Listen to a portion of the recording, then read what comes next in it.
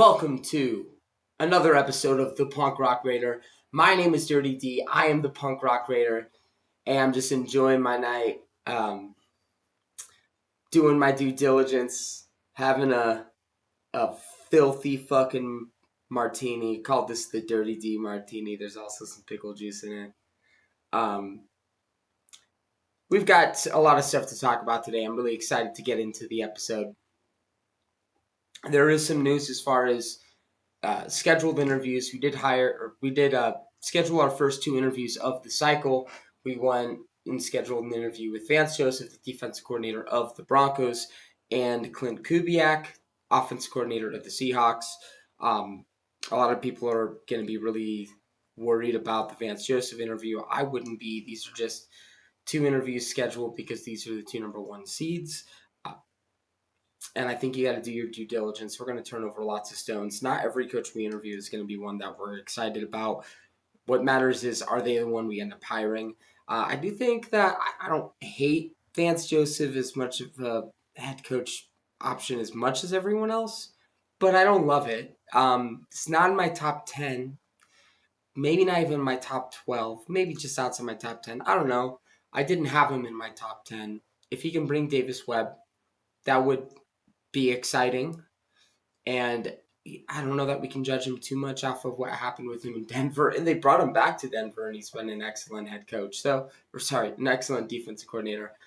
He is working for one of the best head coaches, but he's in charge of the defense, and he's put together an excellent defense. So, don't think it's going to happen, so I wouldn't worry too much about it. As far as Clint Kubiak, that was in my top 3 on my wish list. Very excited that we are bringing him in for an interview. We're going to see what happens. There was a lot of big news today. John Harbaugh was fired. I would expect we have interest in him. I would expect him to be more likely for a job like New York with the Giants, or Tampa might fire their guy, and then we start talking about maybe the Clint Kubiak and Todd Bowles special as a more realistic option. We're going to interview a lot more coaches. It's just these are the guys that are available to interview now. I'm sure you'll see some interviews with teams that are out of the playoffs or coaches that are not currently with the team, also scheduled this week. We're going to move on to the episode. Hey, today, part 3 of the 3-part episode. We're talking the draft. We're getting into my wheelhouse. Damn, this is a good drink. We're getting into my wheelhouse. We're going to talk about draft strategy. We already talked about free agency. We talked about the roster. So now we're going to talk about, hey, what positions should we look at in the draft? What are the positions of strength in the draft? What are the positions of weakness? We're going to have a quarterback 1 discussion. We're going to talk about Dante Moore. We're going to talk about Fernando Mendoza, how I feel about that situation, whether I lean one way or the other, who I would lean towards. And I'll talk about a couple other prospects, and we'll do some mock drafts to close out the episode. So, without further ado, let's get started. Let's talk the NFL draft. All right, so here's my 2026 NFL draft plan. I'm going to be honest with you, this is a weak class. There is not a lot of players that are worth first-round picks. Luckily, that's not a big problem because we picked number 1 overall. But the depth of this class isn't great. From what I've seen so far, at least, I still have a lot to do with my scouting. There's a lot of players I still have to watch, but up to now, I don't even have, I have maybe 95 that I have up to, a day 2 grade on. I had, I think, 125 last year. Last year was also weaker for first-round prospects, but there was so many, round 2, round 3 prospects, and I don't think there's as many this year. And a lot of the guys that are good, are liked, are hyped, there's going to be a lot of questions about their, physical traits. So this is going to be a weird class. This is going to be a weird draft. You might see some guys get overdrafted because of traits. You might see some guys get underdrafted because of the lack of traits. it's going to be really hard to predict this year. There are strengths though. Linebacker is a really strong class. I want to get more into some of the depth players. I think it seems like the well dries up really fast, at least when you do the simulator. It'll be interesting to see how that plays in the draft, and I want to do a deeper dive on once we get past the guys that are considered up to like day 2 prospects. Safety is also very strong. Safety is super strong. There are guys throughout this class that can play safety. There are a lot of guys I like. I think you can get a starting caliber safety up to maybe even into the 4th round. I would say edge is probably the darling of this class. Not that I think it's as talented as linebacker or safety, but because it's arguably the 3rd most valuable, if not 2nd most valuable position in all of football. You go quarterback number 1, and then pick between left tackle or edge, right? There are a lot of edge guys that I really like. In going into deeper into the class, I think in a good class, it would just be considered a good edge class. In this, it's great for this class. It's one of the strongest for this class. Defensive tackle, I think there's a big tier gap between how I feel about the edge class and the defensive tackle class. Edge is a lot stronger, but there's still a lot of guys I like that are defensive tackle. And then the receiver class, I'm not as, I don't know. I like this class, but I think there's a huge tier gap after the borderline first round prospects. And a lot of the guys that I even like, I don't like for the Raiders because there's a lot of guys I really like that are in that same type of mold as that Jack Besh, maybe a little bigger possession, gritty receiver, and we already have that role. And then there's a lot of guys that are more in that Trey Tucker role. Now, that's a route we could go because I think Trey Tucker only has a year left on his contract. You could plan for the future.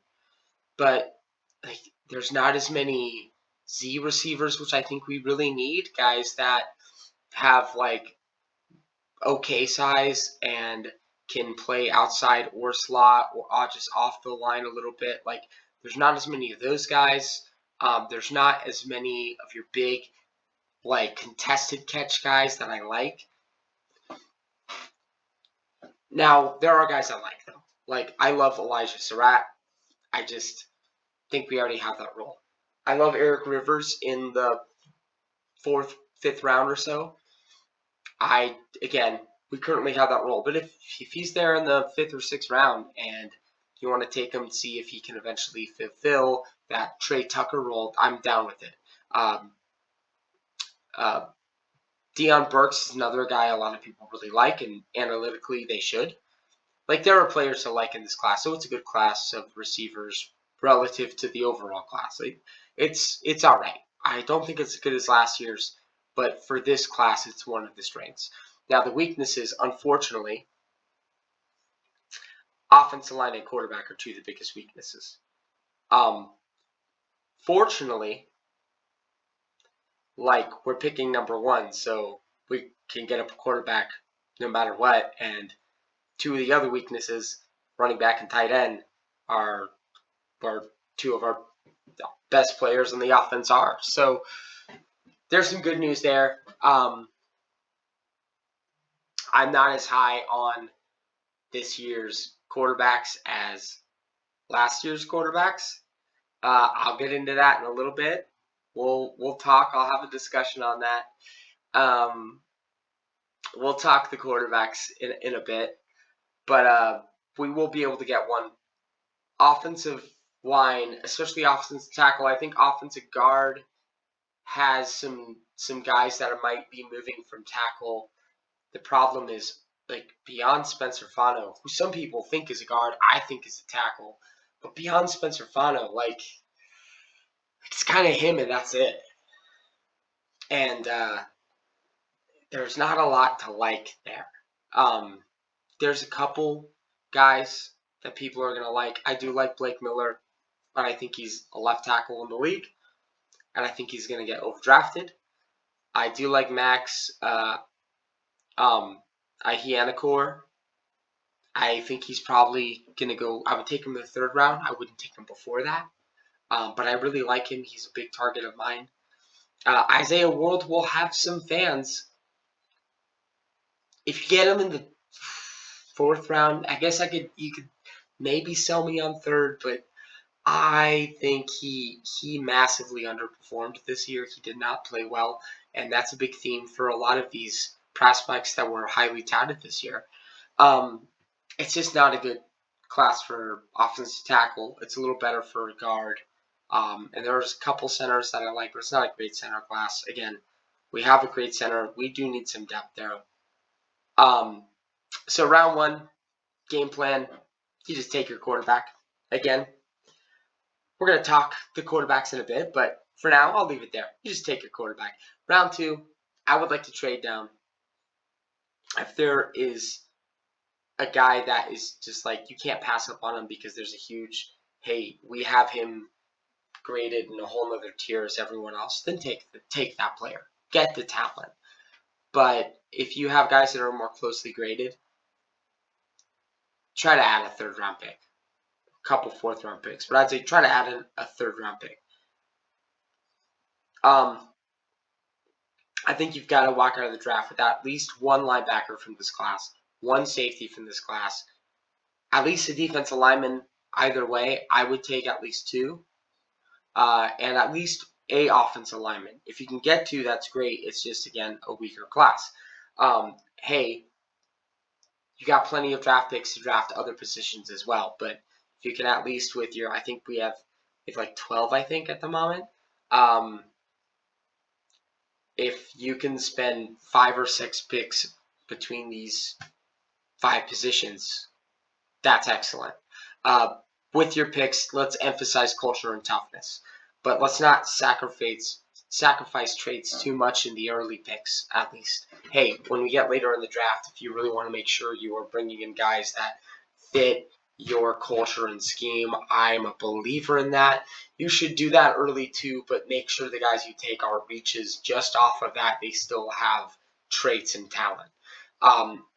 If you're going to gamble on talent, though, make sure that it's good value and it's not someone that you question so much you probably should just be dropping them another round. Like hey, if you have a guy that has round 1 traits, top 10 traits, but for whatever reason he ends up in round 2 and you have some questions, I think Banks, the defensive tackle out of Florida, is the most obvious guy running through my head, or like somehow don't think this world this happens, Sherrod McCoy.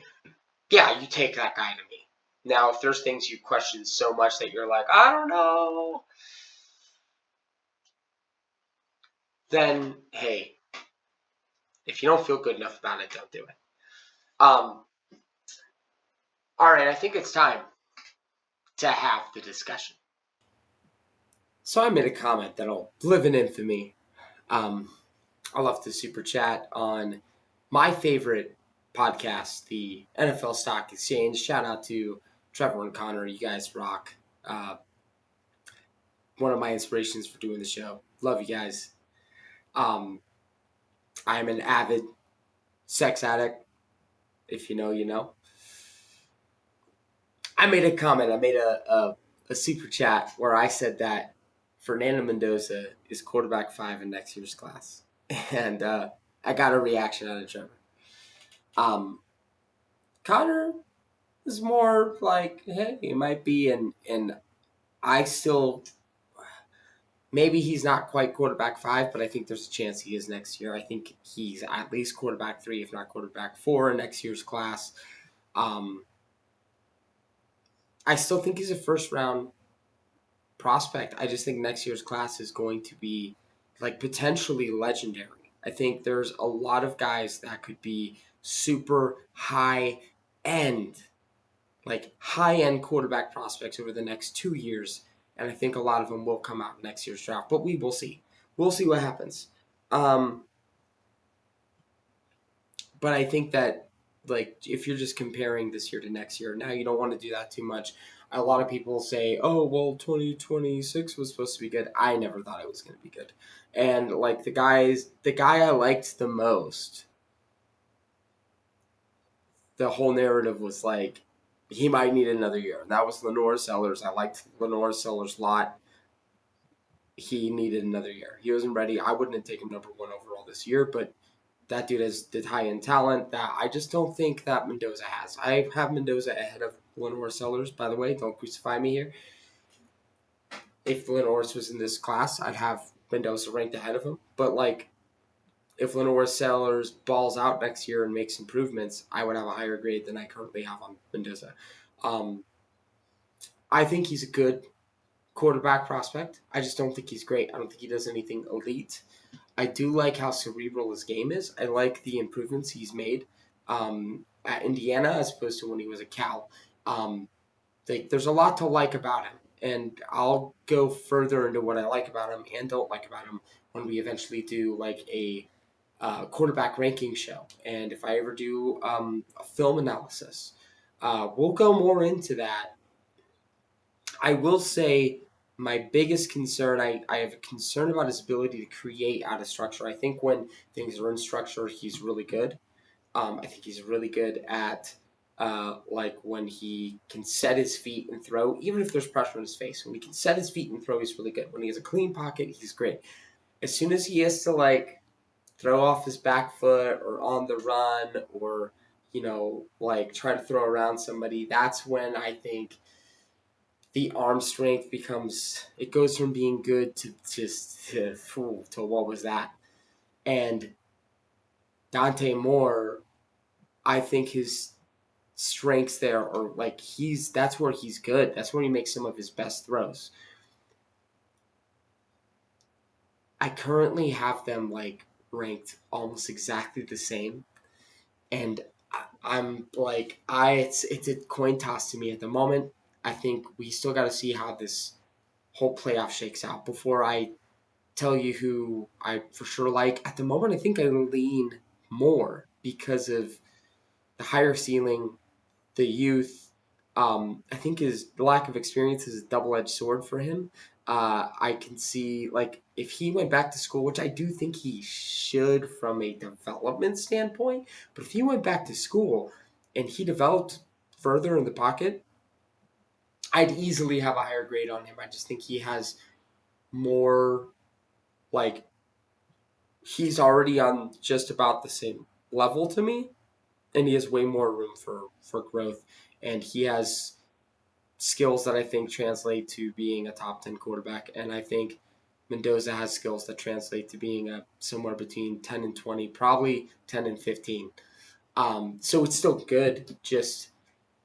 I just don't see him being elite, and this is going to be something I'm going to kind of debate back and forth. So I'm going to give you two mock drafts, one where we take Moore and one where we take Mendoza. I'm going to take Mendoza in the first one, Moore in the second one. I do think there's a good chance Moore doesn't even come out, and we don't even have this discussion. But if he does come out, you have to have the discussion. We still have to see what happens with the college football playoff. I'm really excited to see the next game, especially. But to see what happens to the next couple games. With those two guys, and that the tape they put out there could really be the deciding factor for me. Fernando Mendoza has looked phenomenal in his last two games, but I'm still excited to see. Like, I still want to see more, especially with what I'm concerned about. I want to see more. Looking forward to it. With that said, let's do some mock drafts. Let's get mock drafts done. All right, so I did the first mock draft here. I wanted to do it, showing you pick for pick, showing you the options, my rationale with the other people around. But it honestly was just going to take too long because my computer was just running a little too slow for that. So I'm just going to show the overview of each one of my two mock drafts that I did. First, we rolled with the Fernando Mendoza mock draft. There's not much to say. Quarterback's the only option. We're going to do a mock draft for each quarterback. Moving on, traded the second round pick. Had an opportunity. I had Keith Abney on the board, who I love, and I would think really hard about taking Keith Abney. I really like Keith Abney. I think he's going to rise on people's boards. I think he's going to. I think he's going to go earlier than this. If he's here at 36, I'm very tempted. But adding another third-round pick was even more tempting. I did things in this mock I don't usually do.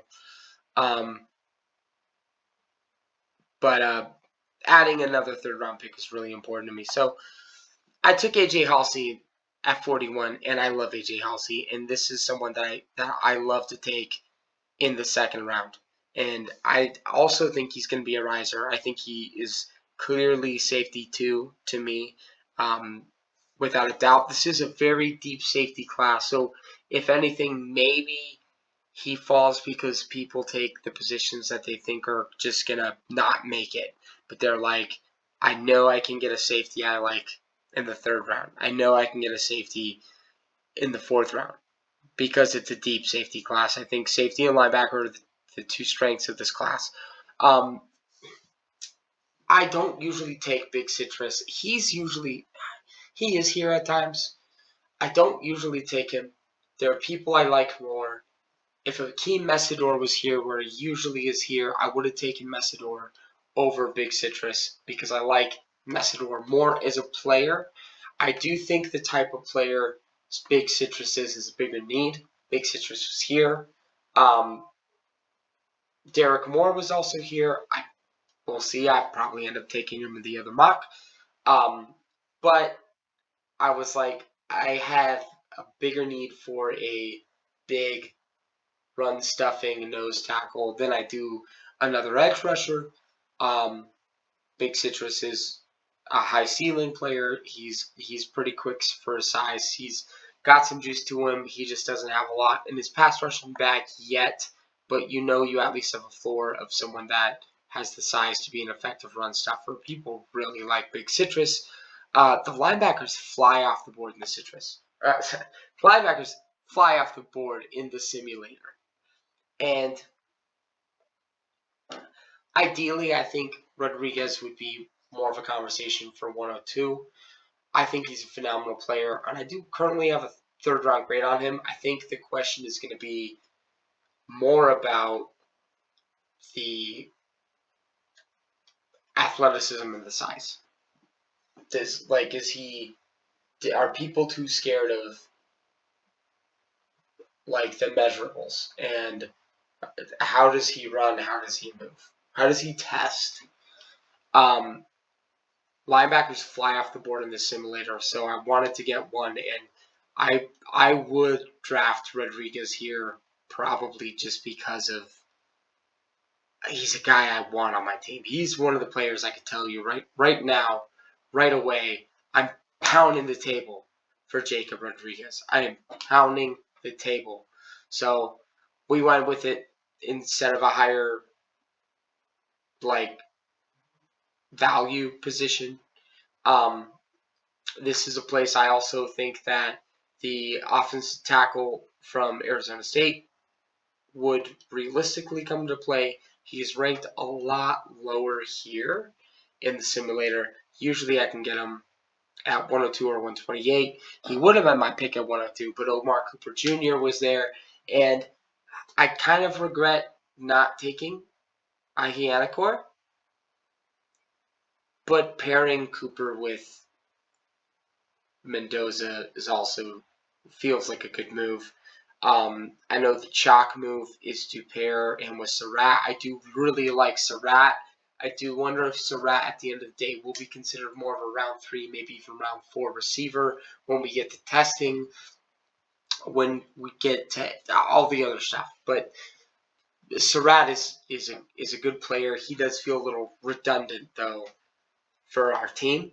So I think Omar Cooper adds a dimension that we need a little more. We'll be curious to see his testing, but I think he can run better. So I went with Cooper over Ihianakor, hoping I'd get Ihianakor at 128. I could not. He was not there. However, I needed to walk out, or I wanted to walk out of this draft with safety. I had a couple options. Realistically, my favorite option here would be Terry Moore, who I think could end up being here. I also like him at 102 realistically. Because of the injury, he missed the entire year. However, he was so good the year before. there's also a chance people will just remember how good he was, and if everything tests out medically, you just take him. So I took Bray Hubbard here. Bray Hubbard is got good size. He is really balanced. He can play the run. He can play the pass. Really like Bray Hubbard. Don't know how he's going to test. Don't know how he's going to project, but he's just a good football player. I want good football players. As is Keelan Rutledge, who's an absolute ass kicker. I think we'll probably go higher than this. I think he is an excellent guard prospect. At the moment, people are sleeping on him, so I was able to get him at 134. And speaking of being slept on, my boy Logan Jones is better than the 175th prospect in the draft. He is way better than that. He should go higher than this.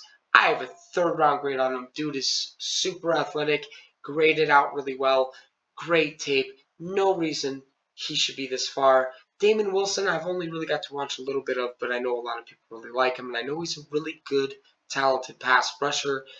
Again, I think by the end of the day, he is ranked way higher than 200th. I think he goes way before 184, but I can only do what the board gives me. Board gave me Damon Wilson the second. I took him, and I finished off my draft with Grayson Halton. Another guy I think can go a lot earlier, although he's a little undersized, but he graded super well, super athletic, can rush the passer, can play the run. We'll see where he actually ends up going. Wouldn't be surprised if he ends up closer to a third or fourth round pick. Probably, I would guess, a fourth round pick currently. But there's a lot to like about them, about Grayson Halton. That's the first draft. We're going to get on to the Dante Moore draft.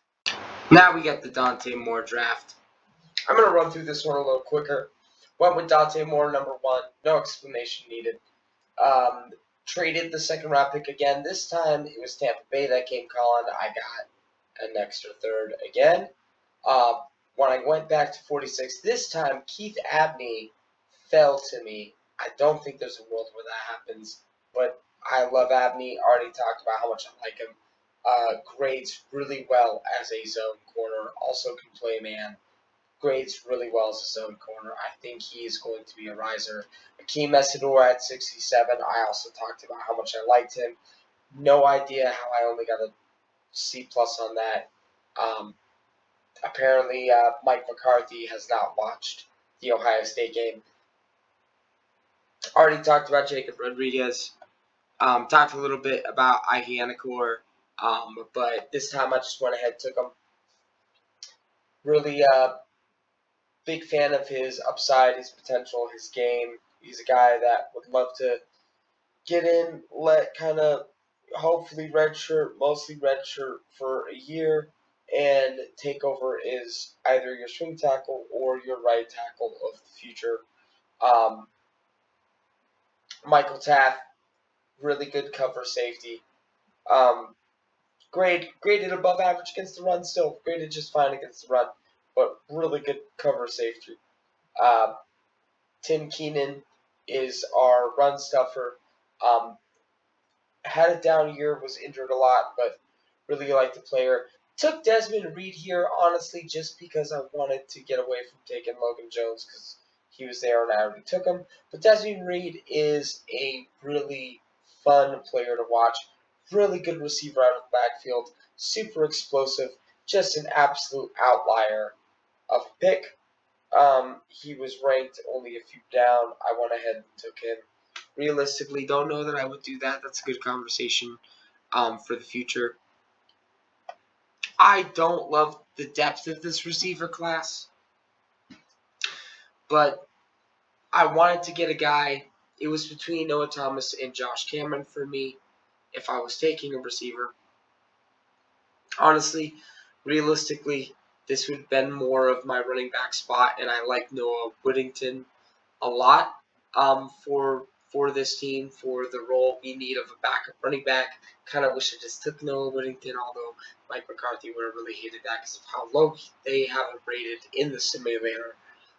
Noah Thomas really just took him because of his contested catch ability, his size, and he does grade well against man coverage. At 6'5", 205 pounds, we'll see what he runs as well. He might just be a guy that you just bet on in the 6th round. Also, just to give you another dimension, and just have stashed probably back end of the roster or maybe practice squad. And then Zane Durant isn't a player I love. He's ranked really low here because how undersized he is. He doesn't do well against power. Early in the year, beginning of the year, he got round one buzz though, and it's because of how freak of an athlete he is. In round 7, it's totally fine to bet on the traits of Zane Durant. In round 7, betting on the athleticism, there's nothing wrong with that. I got another B plus for my mock draft here. Uh, hey, let me know in the comments which mock draft you liked more. I personally think I liked more of the guys I got in this one. I liked everyone I took, except for maybe Noah Thomas and Desmond Reed. I like Desmond Reed. Just should have just stuck with my gut, just taken my guy Logan Jones, and then gotten.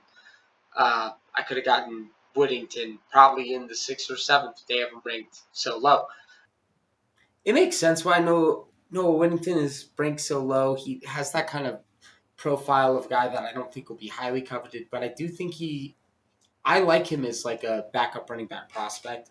I still do see he's probably going to end up being a 6th, 7th round guy, but I can see him as a player that gains some momentum going through the process, just as a an Oregon running back. They all kind of fit the same cloth, and I think he's a guy that can give you value on passing downs as well and be a solid backup rotational guy in the league potentially. Hey, you know who I want answers to why he's ranked so low. I'm not gonna let this go. I'm not gonna drop this. Why is Logan Jones ranked so low? That guy is a good prospect. Why are we sleeping on my guy? Trevor Sikkema, I want answers. Someone get this video in front of Trevor and tell him he's got to answer to the people. We want to know, why do you hate Logan Jones? I'm kidding. I'm playing. Love you, Trevor. Love your show.